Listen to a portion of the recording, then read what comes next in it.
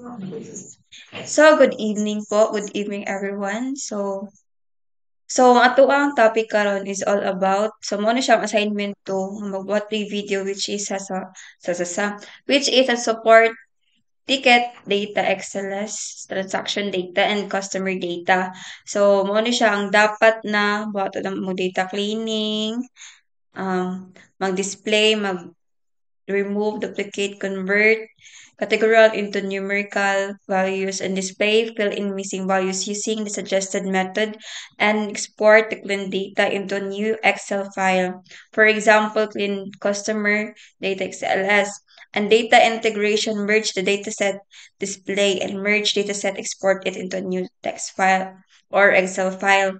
And next is ang data integration, regression, reduction, which is ang iyahang ano is ang person and Spearman. So let's start with, so here atong i-load ang sa ano ni siya ha, sa customer data. So i-load natin yung mga libraries niya. Ano siya? Ano ni siya? Napa siya nano. So next is ang duplicate. Ato ani siyang i-paran or i-print niya ang mga duplicates. So as you can see, so kaning kuan 110. So kung so 110 ang iyahang duplicates, so inig abot ato ani sa kuan, i-drop nato ni siya tanan, awaha mahimo na lang ni siyang 100. So 'di ba? So ang 100 kanina is ay 110 I mean. So nahimo siyang 100 na lang. So kaning label encoder, kani siya is from categorical into numeric, himo niya. So ato ni siya iparan. So muna ni siya. City, gender, name, and preferred payment.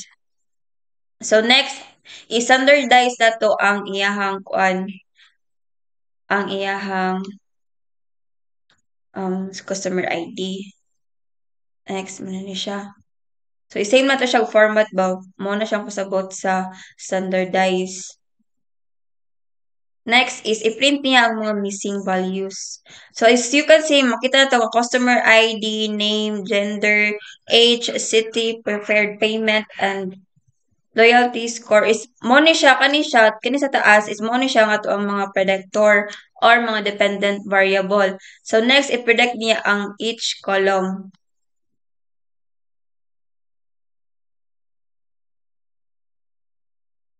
Ano ni siya?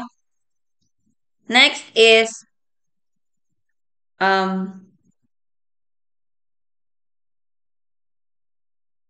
paraan to nato ni siya.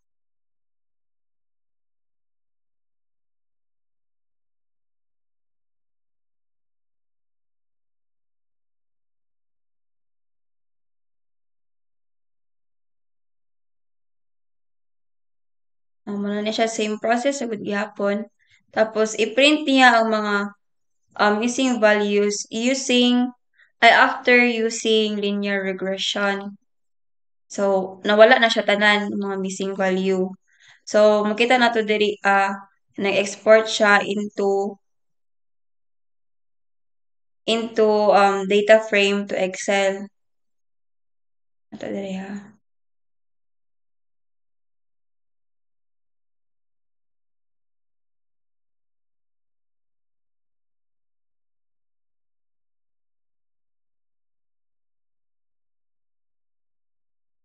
Mo na ni siya clean customer data. Ano ni siya karon? 'Di ba? Na standardize na siya og nahimo na po siyang numeric.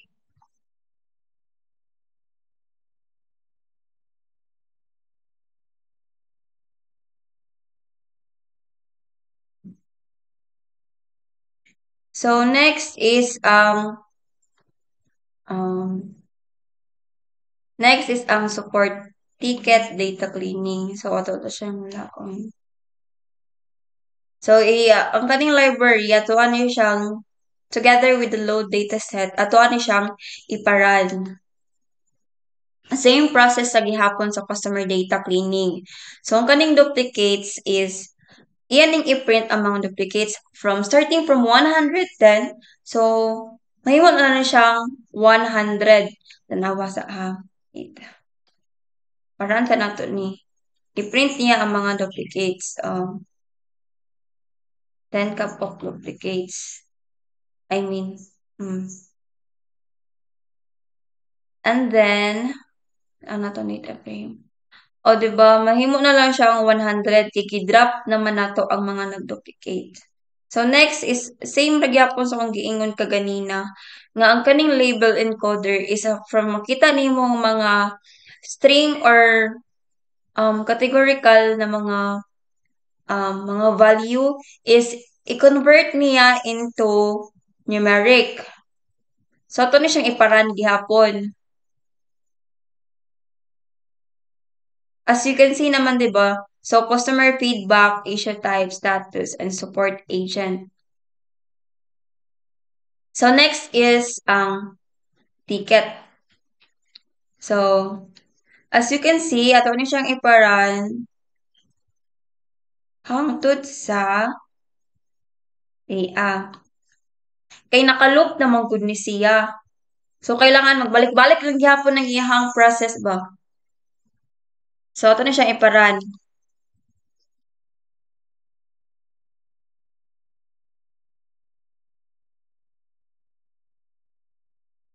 O, na-convert na siya into kuan niya na-rotate na pod bali ang kanang lahi-lahi na siya og kanang mga target ba kung saan na pod to ang mga predictors. When we say predictors, another term ana niya is ano na siya, dependent variable. And when we say independent variable, that is the target. Kay isa lang man siya mo ganing nag-independent. So diri ato ni siyang i-print ang mga missing value after using linear regression. So ang result ani is zero gid siya tanan. O, di ba? As you can see, na zero na siya tanan. So, diri i-export upod nato ang iyahang data frame into a new Excel. Actually, na ko'y kinuan diri. Ano ni siya, oh.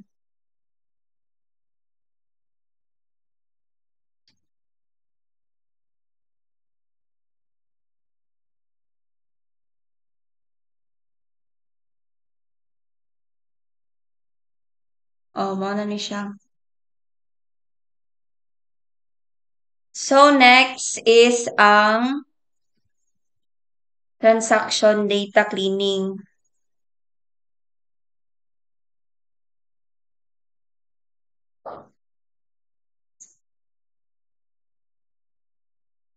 So, as usual, ato na po ni siyang iparan. Ang kanig import panda is ano, muna ni siya, as a whole na ni siya. Abalo naman mo siguro kung unsa ning pasabot sa import panda, import linear regression, label and color, balik-balik na lang ni import ng PSNP. So, isabay na doon na siya load sa dataset. So, pag mo start tagbag-o, kailangan po na to ni siya ibag-o ang atong console. So, next.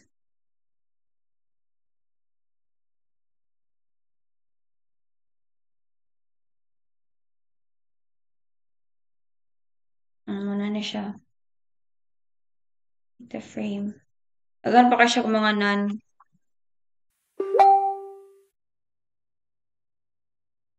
and then, tama tong file path. Next is, ang duplicate is ang iyahang i-print. So, kauban na po dira, bali, i-drop niya ang mga duplicates. So, starting from 110. So, makuha na siya. Awa, malesen siya. Oh, mo na lang siyang 100.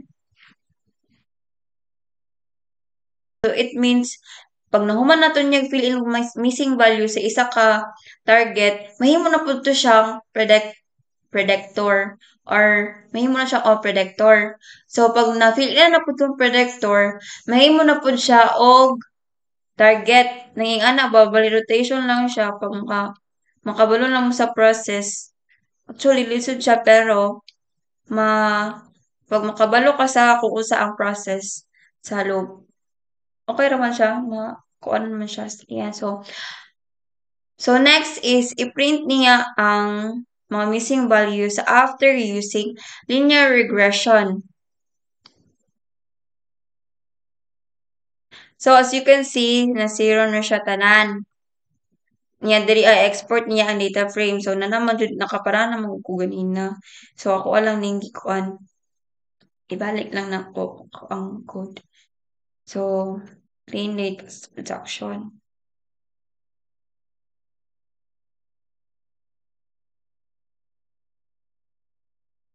Wala ni siya. Wala na siya inano. Wala na siya yung mga missing values.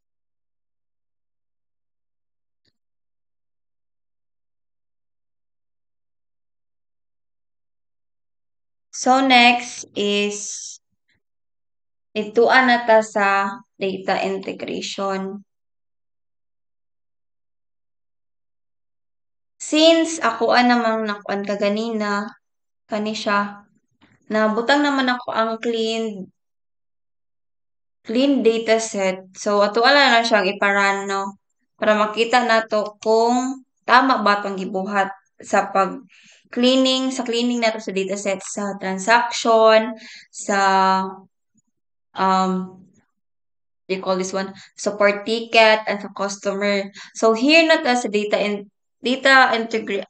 integration kay before ta mo gamit og person correlation and Spearman correlation dapat nahuman nata sa integration.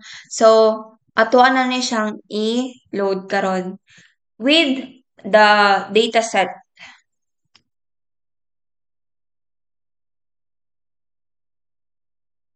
na siya.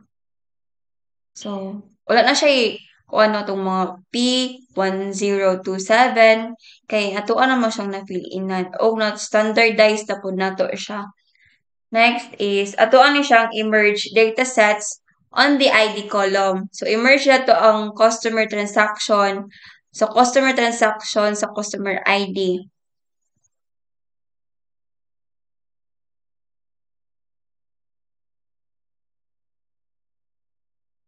Mm.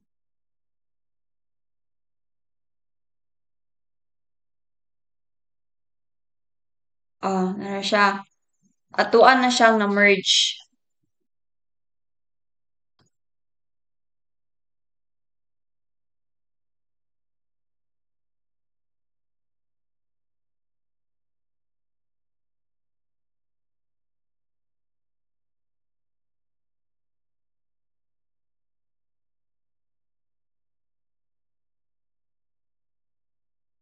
Customer ID, transaction ID. Nakuha na to siya. So, next day, emerge na po na to ang datasets on the ID column sa customer transaction and sa ticket or transaction ID ang iyang. Pag may nga merge, dapat mag-merge ta nga naay relationship or konektado siya sa isa ka dataset. Press ani. So, ang sunod is ato na siyang iparan.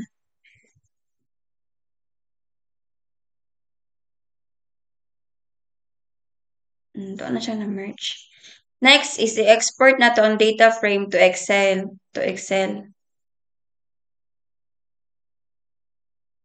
Ano to karon dito sa kuan.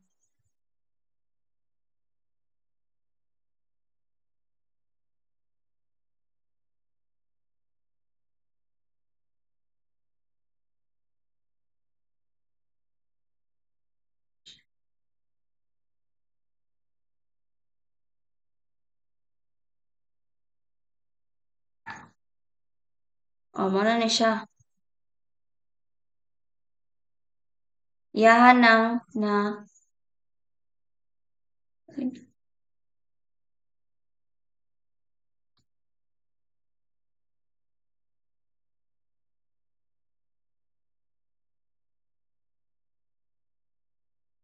yahan na tong nakuan na merge tanan. So, day ana pod ta karon sa Spearman.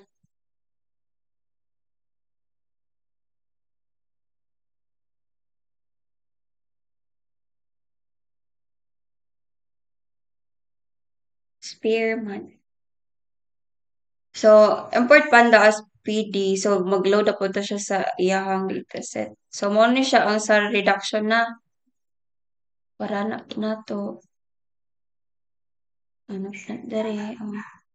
Siya. Next is assuming customer feedback is a target variable. So, assuming daw ang customer feedback is ang target variable. Next is select columns except the 3 ID columns. So, mo ni siya except aning tulo. Kailangan na to siya iparan or kailangan na to siya magpilit ang tulo.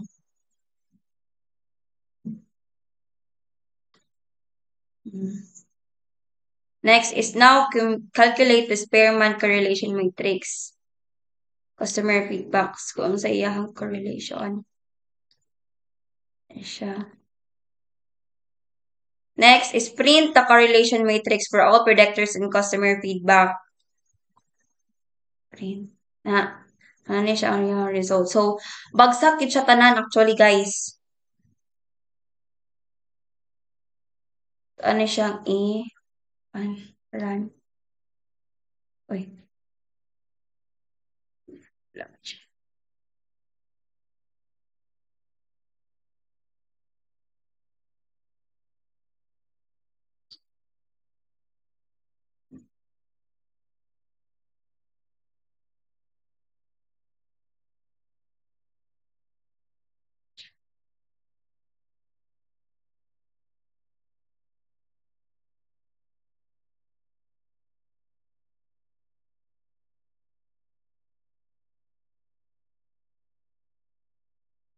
So, next is, dali na po ito sa Pearson. So, same naman gihapon ang process, no? So, i-load gihapon na to ang dataset niya. Ano siya? Next is assuming customer feedback sa target. Same na gud gihapon siya. Na. I-select na po na to all columns except the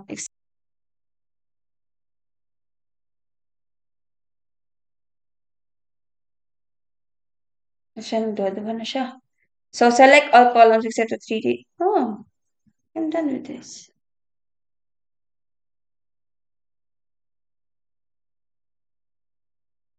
Next is calculate a person correlation matrix between predictors and customer feedback. So, diri gamitan nato person na method aron mahibaw nato ang atong ikip na features. So, next is i-print nato ang mga correlation matrix for all the predictors and customer feedback. Run. Wait. Why is this? Run na tanan. Run.